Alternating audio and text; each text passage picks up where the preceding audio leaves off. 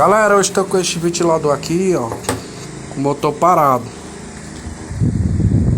Não dá nada, nada.